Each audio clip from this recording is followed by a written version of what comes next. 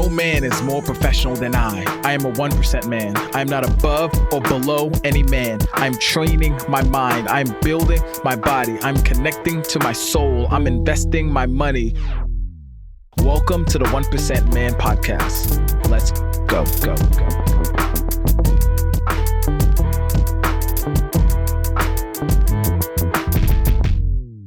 3, 2, 1. I want to welcome you back to the 1% Man Podcast. Got my good boy here with me, Alex Camano. Ooh, almost. Dang, man. And even before this, like literally, I was like, yeah, you got this. And so say your last name for me, please. Camano. God dang it. I'm telling you, I'm 2 for 1 right now this week. You know what I mean? I got like 5 more. I have 5 more podcast episodes this week. So I'm like 2 for 1. So I'm trying to go. I'm gonna go 6 for 1. Okay, that ain't bad. Can't get the dynasty, but it'll be what it is. So, right. So Alex, man, how are you doing today? I'm doing well, man. Happy to be on here. I appreciate you reaching out to come on the podcast. I'm always happy to share anything I can add value to people. I love adding value to others, and because I know, it's going to come back to me in somehow, some way down the line. So I love to always give, especially in terms of knowledge and education. I think that's the most important thing that I can give anyone. So happy to be here. How are you doing? Man, I'm good. I'm excited to hear your story because knowing that you're only 24, also engineer and entrepreneur.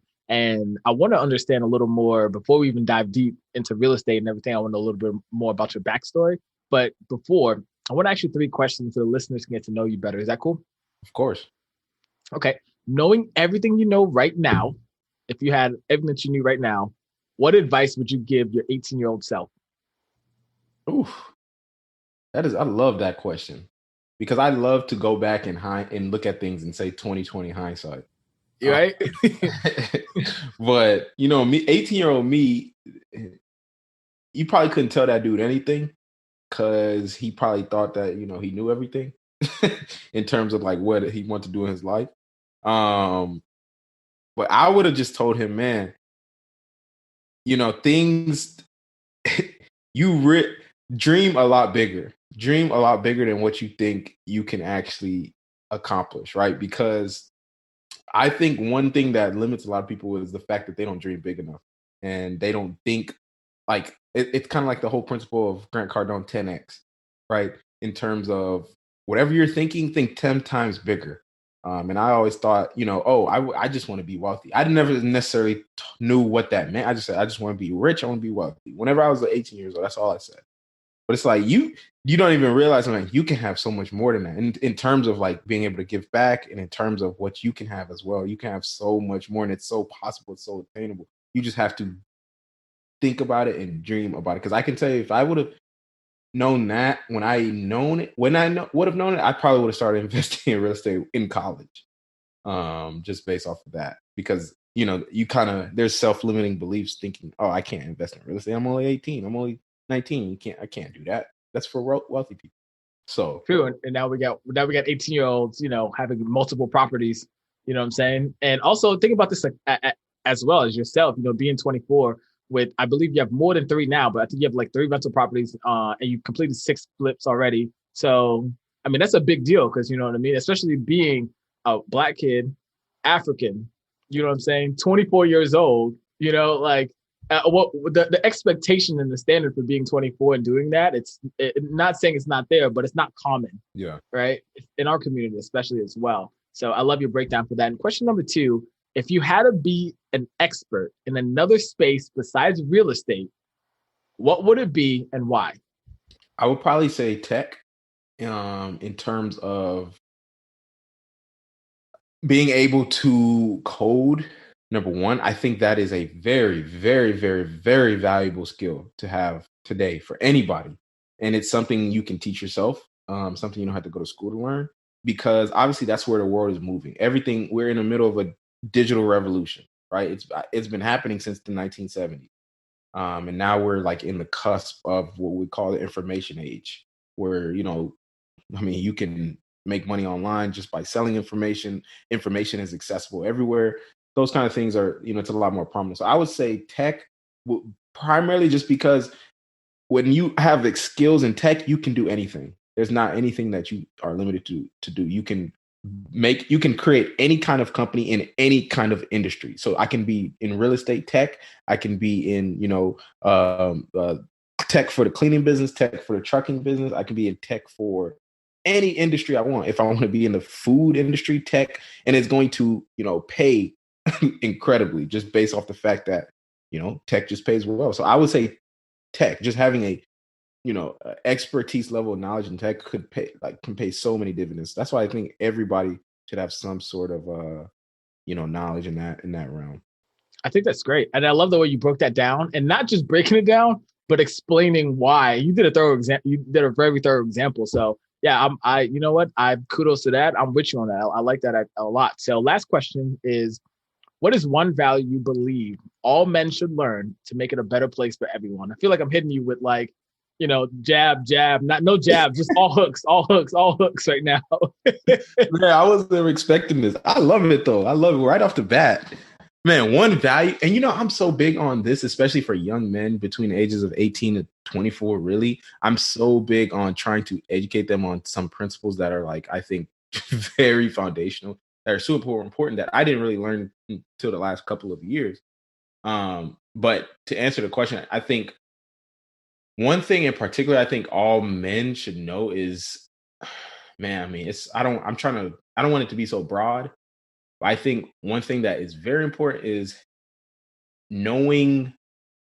having a sense of who you are and knowing exactly who you are, and knowing your capabilities in this world. Because, as a man, there's so much pressure to live up to a certain amount of status, to make a certain amount of money, to do a certain amount of, things in this world that impact the world a certain way. And if you don't do those things, you're looked down upon as someone that, can't provide, someone that, isn't able to, do things that can make a change. And so I think when you have kind of a sense of self and exactly figuring out what your purpose is and knowing exactly what you're moving towards and going to, I think having that sense of purpose is the most important thing you can have, and knowing that as early as you can. Not to say you need to figure out exactly what you want to do like at age 18, that's very hard, but figuring out that sense of purpose in terms of what direction is my life moving into, that is the most important thing. And I could say for me personally, in my experience, I always said, regardless, like even when I was 10 years old, I said, one day I want to be rich, one day I want to be wealthy. That was all I knew. I didn't know how, but I said, I'm going to do it. And so I was always moving in that direction when it came to my finances, when it came to picking something to go, to study in school, which is honestly, I'm gonna keep it 100. That was the main reason I decided to do engineering, was just based on the fact I know I could make good money. And then obviously getting into real estate and those kind of things, I always had a sense of purpose, and that always, I felt like, helped keep me disciplined and helped me like move in a continued direction, as opposed to just drifting in life and letting life pull you in any kind of direction because you don't really know where you're going. So that's kind of my take as far as to any young man, is have a sense of purpose in life and live according to that. Everything you do should be based off of that purpose.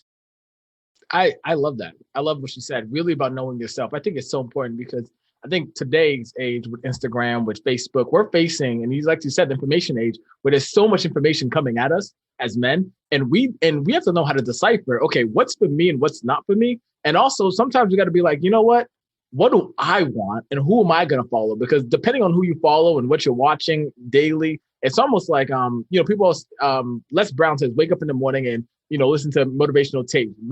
Jim Rohn says that. All the motivational speakers say that because it sets the stage for your mind. And the same way you're saying is like, hey, look, understand who you are before you get out there. And everything that you did, even for yourself, you knew, hey, I want to make money. So I'm going to go study this because I'm going to make money. I'm going to go to real estate because I'm going to make money. I totally love that. I think that's a great value. And I love what you shared. So I appreciate that. Now, before we talk about how to acquire your first flip or rental property, I want to set the stage. So how did you find real estate? Did you find it through a book, through a mentor, through a coach? What's the story behind it in 2 minutes or less?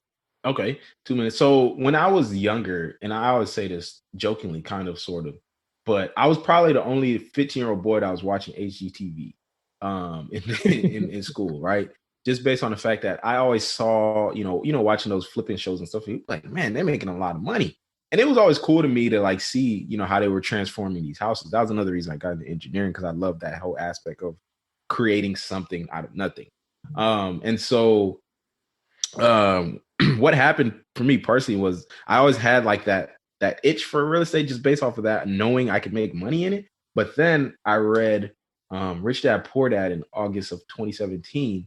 And once I read that book, he talked a lot about real estate in there. And that's when I knew, just based on the fact that when I said I wanted to be wealthy and I wanted to, do that was a lot of the direction came from reading Rich Dad Poor Dad. And one thing he talked about was using real estate as your asset because, of the cash flow, and the cash flow is what will buy you freedom, right? Exactly. The freedom to be able to live life and retire early, live life on your own terms. So that's kind of what led me into real estate overall, was just being like open to learning things, reading other things, and just seeing how real estate actually works. And so after reading that book, after I graduated, I just dove right into it. I told myself, it was August of 2017. I read that book. I read Rich Dad Poor Dad. I said, okay, cool. This is my last semester of school. I'm going to just focus on school this last semester. As soon as I can finish, I'm going head first into real estate. So January of 2018, I read so many real estate books, listened to hundreds of real estate podcasts, until I felt like I literally had an Ivy League education in real estate. And so that's how, I got really into the game, bought my first property that year. Wow. Okay, we're gonna break down how you bought your first property, but even more so, I think that story is incredible. I think Rich Dad Poor Dad is like almost like the gateway drug for all real estate investors. You know what I mean? Like everyone reads that book and is like, I want to get into real estate. I want to get into real estate. But even myself, I've dabbled into real estate. Haven't completed a deal yet. Actually, technically, I have, but that's a story for another time. But I want to talk about something that's super important in real estate and something that you do. I see you use hard money lenders. Could you talk about what a hard money lender is, right, and how we can find hard money lenders? Yeah, for sure. So I always explain hard money like this. So whenever you think of hard money, I want people to think of essentially, I call it institutional private lending. So it's essentially a company that is lending out people's money. And so when in the world of finance and business, there are investors out there that are looking for places to park their money. And so some investors, what they will do is go to these companies, these hard money lenders. And when I say investors, I just mean anyone that has money to invest, right? They have money sitting in their bank account. They have money sitting in a brokerage account. They have money sitting somewhere and they want to get a return on it. So they'll go to hard money lenders and say, hey, I have this money. Can you invest it for me and give me a return on it? So they will lend their money. These are random individuals that will just give their money to the hard money lenders. And these hard money lenders, their job is to now give this money to real estate investors that are going to be able to, get pretty much pay them interest, a relatively high amount of interest, 12 to 16%. And, be able to, sorry about that, and be able to, either buy a distressed property with that money and then renovate it, or, buy a rental property, whatever. And just the thing about a hard money lender is that they lend based on the quality of a deal, right? So they are real estate investors themselves. So they're not going to lend money to anyone. They're only lending to you if they see that your deal that you brought them is a good deal. And so that's how a hard money lender lends. They don't lend based off of credit. They don't lend based off of your personal financial situation, because they're not a bank. If they see a good deal, they're going to lend that money because they know it's an opportunity to make a return for themselves and for their investors. That's why they charge so much. So it's really asset-based lending. They lend based off the quality of the deal and the asset itself. So their loan is backed by that asset, which is the property, if that makes sense. No, that totally is. That totally makes sense. Now that's great, because right now I look at my Marcus account. I have money in there at about like what I think like because right now I'm on a debt payoffs. I'm like 5,000. Actually, I think down to 3,000 now, but I only get like 8%. I was getting like 1% or something like that. So the average return for nationally is like what, maybe like 2-3%. It's something like ridiculously low. So that's why parking your money in a savings account isn't beneficial for these hard money lenders. But talking to people like you that are able to take that money and essentially give them a 16% return. I mean, that's better than even the stock market. The stock market thing gets 10% on return on average every year. Now, don't quote me. I'm not, I'm just remember things I remembered from the things people have said. So don't quote me. But I love that. Now, I love that you broke it down. So how do we find these hard money lenders, right? Because when if we find a great deal, which we'll break down later, but how do we find these hard money lenders? Where are they? Are they like at a country club? I mean, where are they hiding? How can we shake hands with them and get to know them?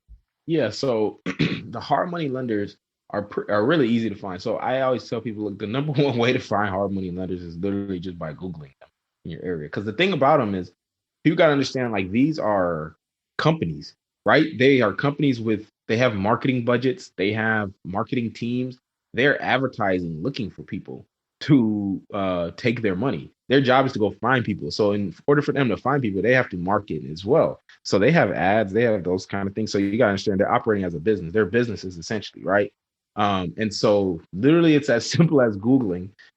Like, I'm in San Antonio. I don't need to do this, but if I was starting off, I would just Google San Antonio hard money lenders. You'll get hundreds in there.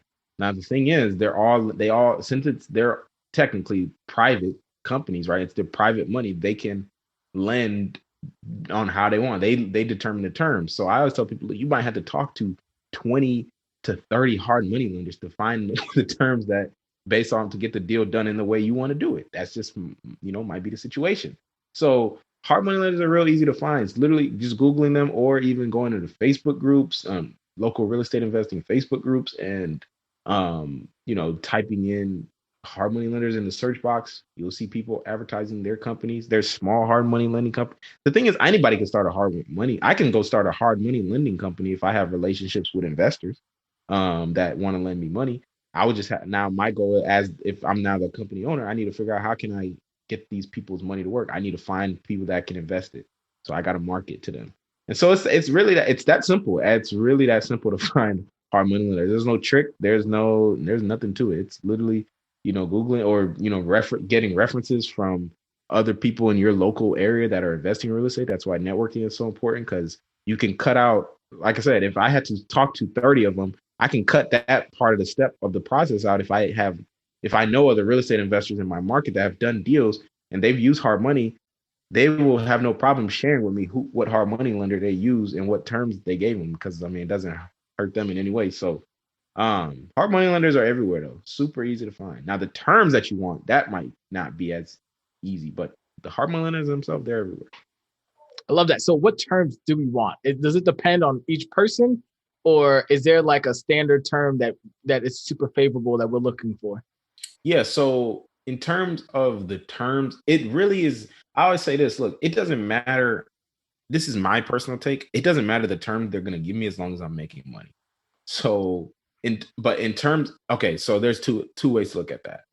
So hard money, and okay, I'll take this approach. So hard money lenders lend in two different ways. Typically, they'll lend based off of the ARV, which is the after repair value of the property. So what the property is worth once it's fixed up. Some of them might lend 70% of the ARV.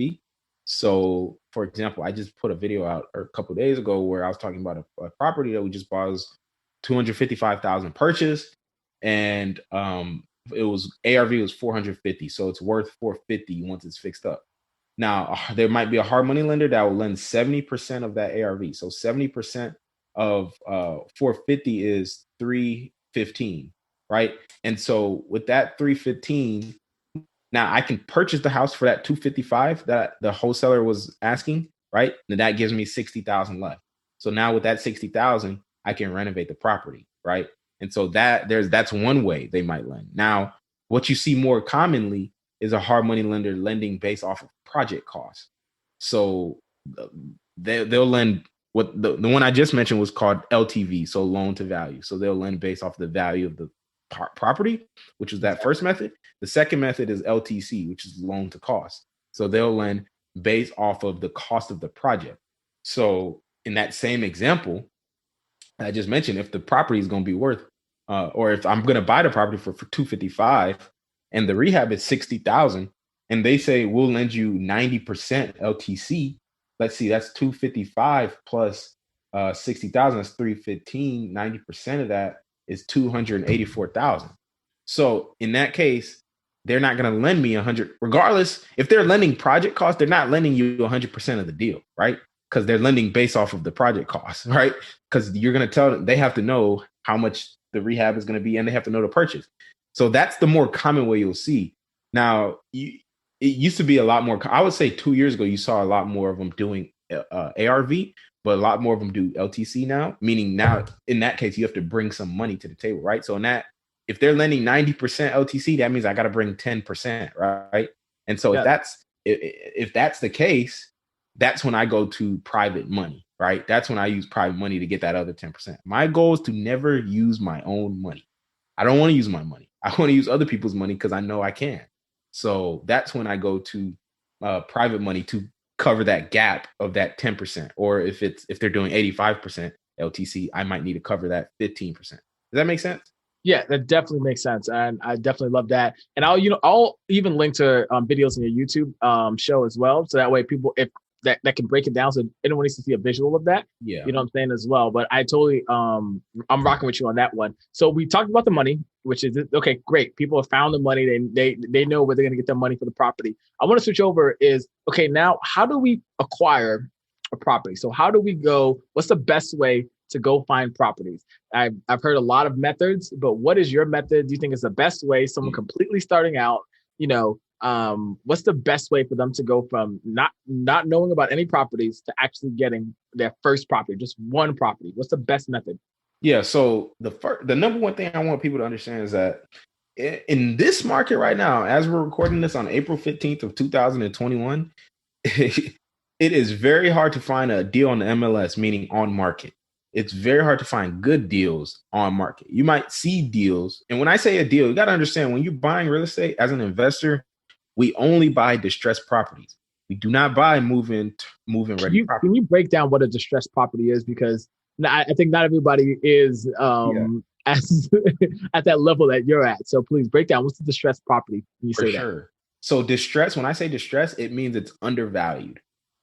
So the property is undervalued. So it can be undervalued for a multitude of reasons, right? Either it's physically distressed, so it's so dilapidated or so beat up that it just is worth significantly less from the properties around it, right? That are fixed up and people live in, right? So you see vacant, abandoned houses; those are considered distressed properties, right? And then you have move-in ready properties, which are the properties that you can just go and live in immediately. Like if you go look on Zillow or whatever, you'll see mainly move-in ready properties. Banks lend on those, right? Another reason we use hard money is because banks don't lend on distressed properties because banks are risk averse. To a bank, it's risky to them to lend on a distressed property unless you're going to put like 30% down.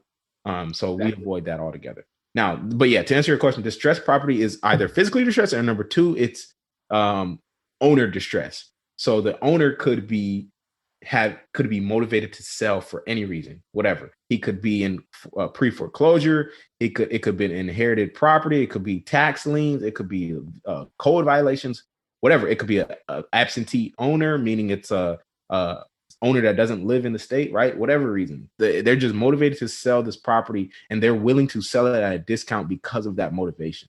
So that makes that property distress. So like I said, in either case, we just need to be buying below market value. You can, and I'll say this, if you can find a move-in ready property below market value, you found a steal, because you don't even have to put no rehab on it. You could just literally buy it at a discount, then immediately turn around and list it for the true sales price, right? But that's very rare. We don't even try to do that. So, but yeah, to answer your question, that's distress. So moving from that, the reason I was saying that we only buy distress is because there's no way to make money on a move-in ready property. Like I said, it's already at the market value. So it has to be undervalued. So in order to find these properties, like I said, we don't go on the MLS because there's nothing like that on this market, because that's the lowest barrier to entry. That's where everyone goes to look. That's like the low-hanging fruit in that sense, right? And so what I always tell people to do is use wholesalers, right? So a wholesaler is someone in which they are going to, their job is to find those motivated sellers that I just talked about right? And to find those distressed properties that I just mentioned that might be physically distressed, they're finding those distressed properties, contacting the owners and trying to get the owners to sell it to them. Now, instead of them actually buying it, what they will do is actually assign it to someone like me or another real estate investor that wants to flip it, or a landlord that wants to keep it as a rental property. So their job now is to, instead of buying it themselves, they're going to assign it to an investor, right? And so that's an assignment of contract. So they're essentially just the middleman in the transaction between that motivated seller, right, and me, the investor, and they'll just mark it up and take the difference for their work, which they deserve, right?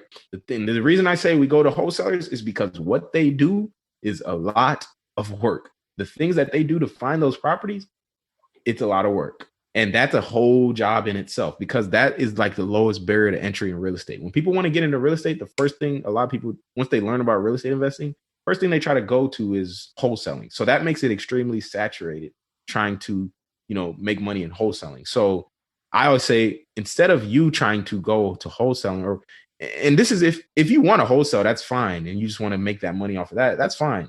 You just know it's going to be a lot of work. Like, these people you might have to send out 1,000 mail letters to get 10 responses. And from that 10 response, you might hope that one of them will buy or convert in 2 or 3 or 4 months, right? It's a lot of work. They're door knocking. They're sending text message campaigns, ringless voicemails. They're doing a whole bunch of stuff. It's a whole job in itself to be a wholesaler.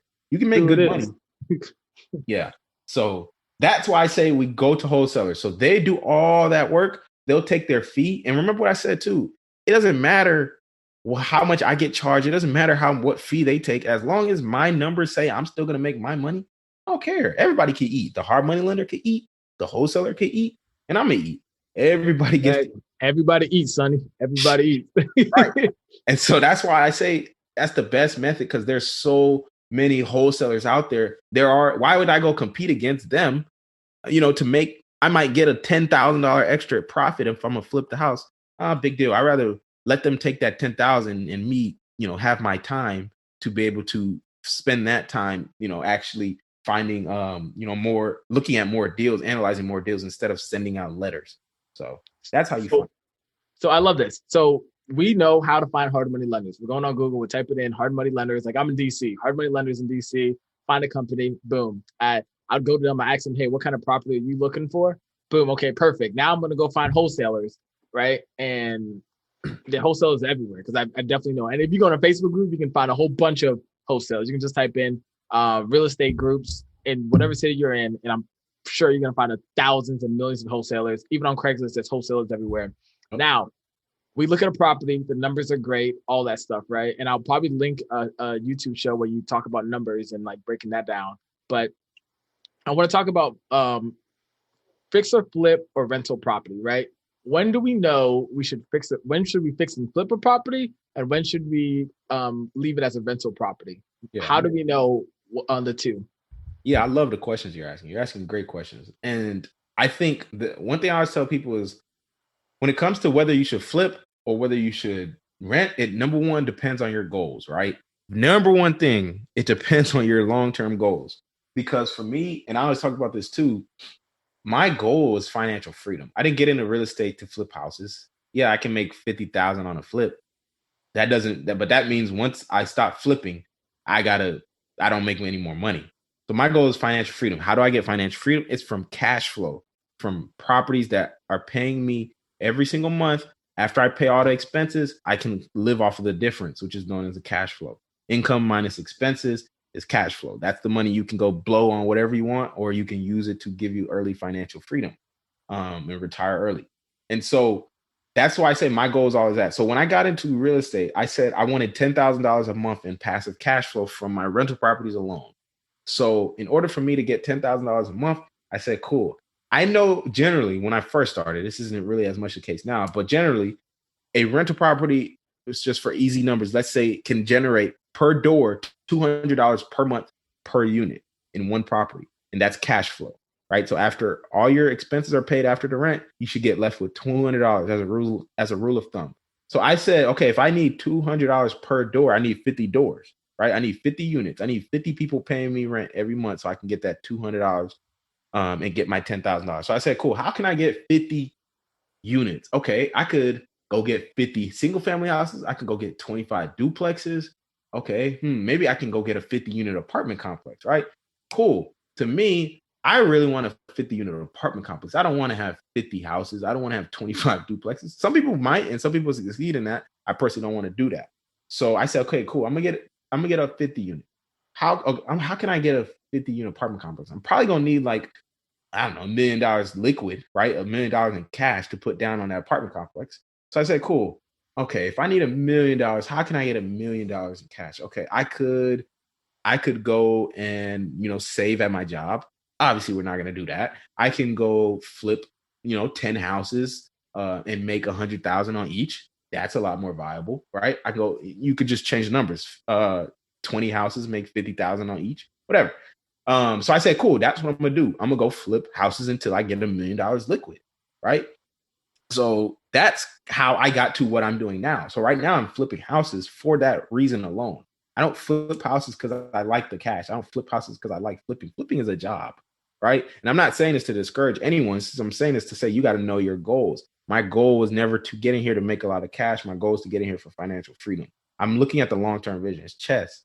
I'm not playing checkers because I know this money right now is going to get put into an apartment complex at some point. So that's why I say you got to know what your goal is, right?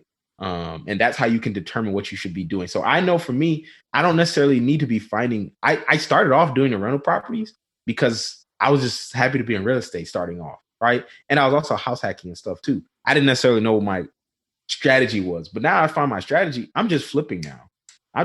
We got a bunch of flips going on because that's all I'm, really focused on so I can get that cash. But some people, you might not want to do apartment complexes because that's a whole nother game of real estate. You might be happy with 50 single family houses or 25 duplexes. That's cool. So if that's the case, you don't need a flip. Your job now is to find properties that work as rental single families or rental duplexes, rental triplexes, whatever it takes to get to that number of units that you need for financial freedom. So that's how you figure out if you should be flipping or renting. Now, when it comes to the actual math and the numbers on a deal, because I could see some people saying, well, what if a deal comes up and it works as a flip or works better as a flip or as a rental? I mean, you got to always, number one, keep the long-term picture in mind. Like today we had a deal come up and my partner he had mentioned, he said, hey, we could burn this property. I said, which essentially means keep it as a rental. I said, I don't really think it aligns with our long-term goals, so we'll pass on it. You got to be willing to pass on certain things that don't align with your long-term goal. Not to say that's always the case, because if you can make $50,000 on a flip, but your goal is to get rentals, I'm not going to tell you not to do that. But you just got to always understand what the long-term vision is. So I love how you broke this down because especially talking about how we go back, you said the one value we teach all men is to know themselves and know what you want. And literally because you know what you want and what you're looking for, you're able to say, you know what, I'm going to pass on having a rental property because I understand the long-term vision of where I'm going. And here at the 1% Man, we always talk about legacy and understanding, hey, why am I doing this? Because of my legacy. I don't like going to work, but it's my legacy. I don't like having a business. I may not like sending out these podcast invites and all that, but legacy. I may not like the technology I have to deal with, but legacy, right? I may not like hopping on sales calls, but legacy, right? It's not about making $50,000, but it's about leaving a legacy. For you, it's about financial freedom.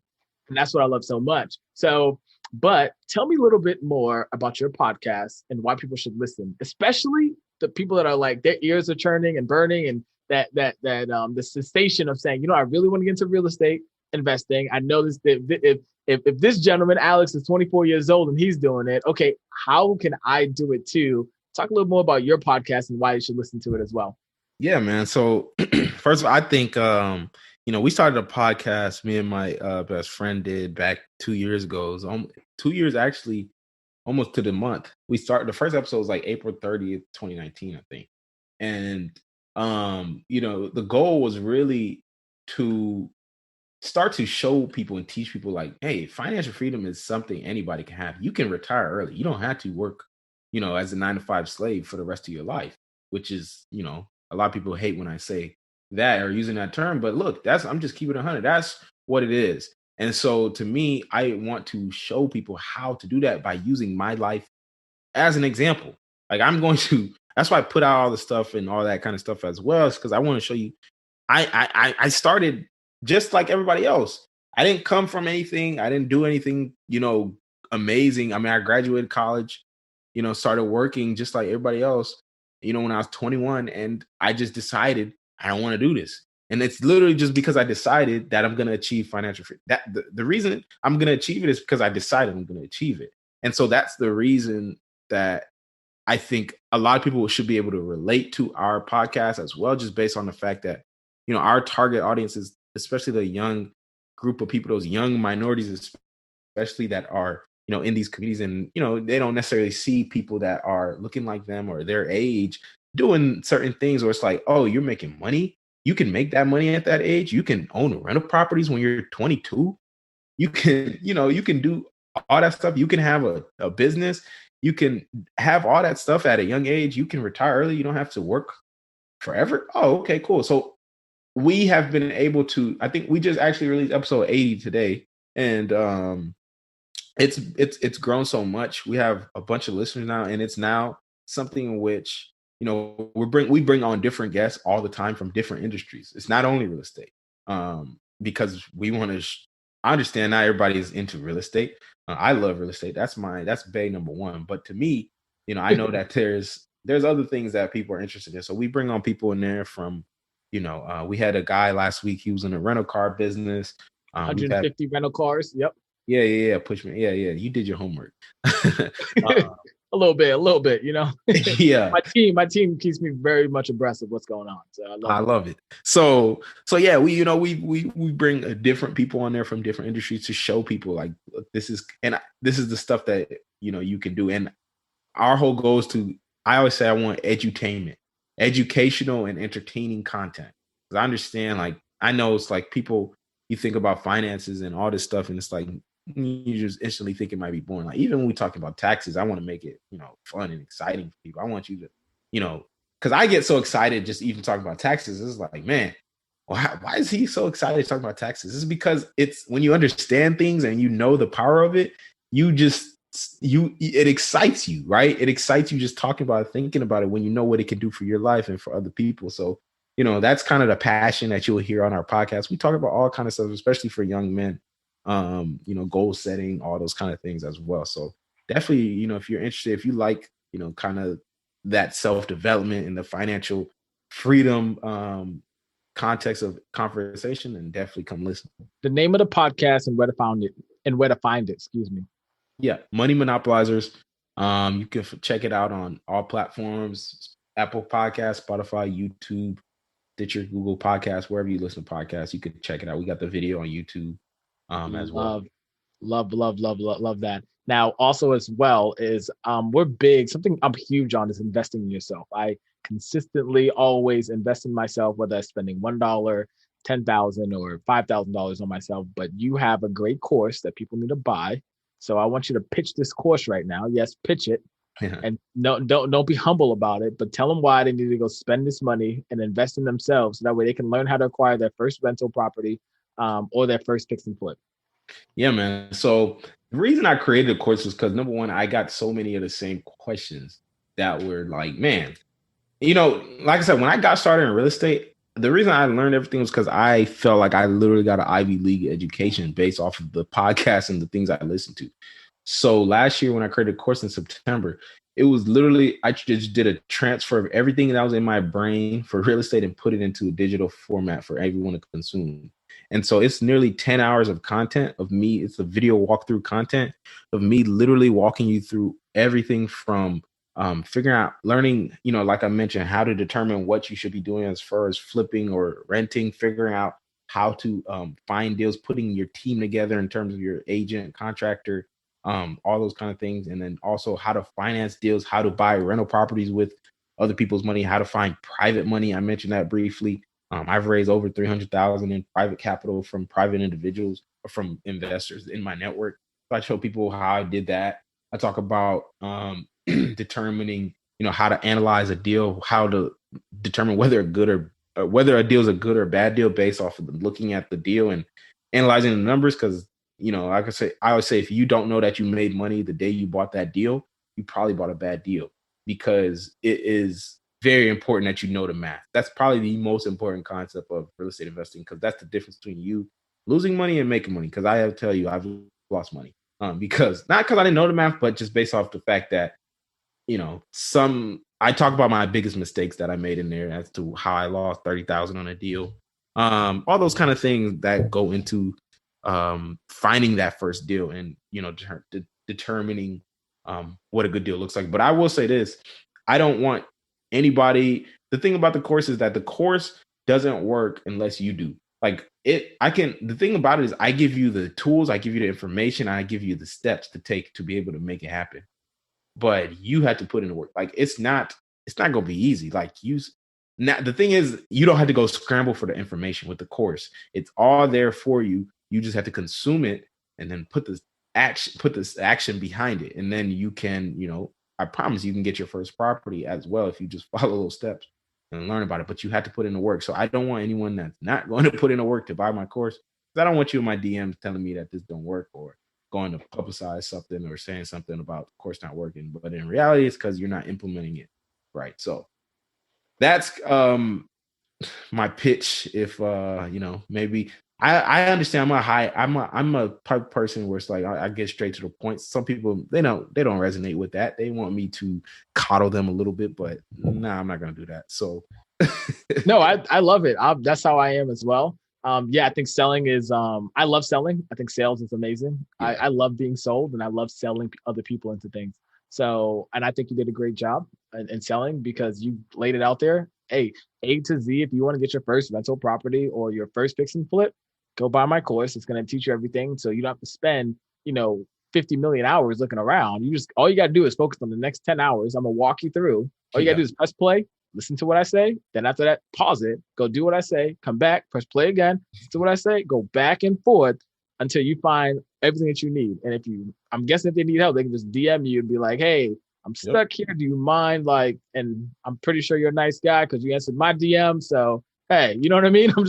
I'm not saying he offers coaching like that, you know what I mean? Ongoing, but I'm just saying he's a pretty nice guy. So that's what I would say. That's why I have him on, but definitely. So I love that. We'll have a link to that in the show notes as well for everyone. So please make sure you invest in yourself. Don't ever forget that. I'm going to start harping on that a lot more as well. So, Alex, I want to give real quick. I want to give them, the course is usually $197 straight up. I mean, it's $197. It's not one of those, courses that's $5,000, $10,000, which I don't have anything against, but I understand who my target audience is. And that's why I make it really accessible. But I want to also give everybody a chance to get it for $50 off. So I'll give you the link for the one that is to $50 off. So it'll be $147. It's usually $297, but it'll be one. If you go to my IG, it'll say $197. But I'm gonna show y'all. I'll give y'all the one that's $147. Oh, wow. Look, gifts keep on giving, and blessings. So, Alex, here at the 1% Man podcast, we love to give the person being interviewed a chance to share the last words before we go. So whether it's something that you learned this week, whether it's something that a mantra, an affirmation, or something that you carry with yourself, what is something you want to tell the listeners before we go? Yeah, man. So I think one thing that we talked about in the last podcast was knowing whether entrepreneurship was for you. That was literally the topic of the podcast. And one of the things that I realized really over the past few years was just, it's like, it's so cliche to say, and I hate using cliches, so I'm not even going to say it in a cliche way. But the thing about this kind of stuff is business entrepreneurship. You got to understand you're doing something that's different from the norm. Like you're doing something that is really, if you're investing in real estate, especially at a young age, and you're trying to achieve financial freedom, you're doing something, you're going against the grain. So it's not going to be something that is going to be easy, and it's not going to be something in which it's going to be linear. You're going to have a whole bunch of roadblocks, a whole bunch of stupid moments, a whole bunch of times where it's like, dang, like you might get scared that you're going to lose money. It's all normal. You got to understand that's a part of the process. The only way you can fail, and this is the cliche part, the only way you can fail is literally if you just decide to quit. Like it is mathematically impossible to fail if you never quit. Like it might not happen in your time frame, but you will not fail. Your only option is success if you never quit. So that's why I say it's so important to know what your long-term goal is, because when you can work towards that, then you kind of have, knowing you're working towards something is very comforting whenever those stupid moments happen, and whenever those bad things happen. So that will be my final words to everybody listening to the 1% Man podcast. You heard it here first. My brother, your legacy starts today. Thank you, my friend, for tuning into today's episode. This means so much to us over here at the 1% Man community. Now, we want to extend a hand of gratitude to you. So I have a free gift for you. All you have to do is go to www.the1percentman.com/podcast gift. This is an exclusive gift for listeners that tune into our podcast. So go over there, get that free gift as well. And now I have 2 simple acts of you. 1, hit that subscribe button and leave us a comment and a 5-star review, because that helps us to see what you love about the podcast, and that helps us to bolster up in the rankings so more people can find us and listen to this pertinent information that we have for men of today's age. Last but not least, I want you to go back and listen to this podcast. Find just one thing that you can implement in your life today so you can move forward. Remember, progress over perfection. And till next time, my friend, your legacy starts today.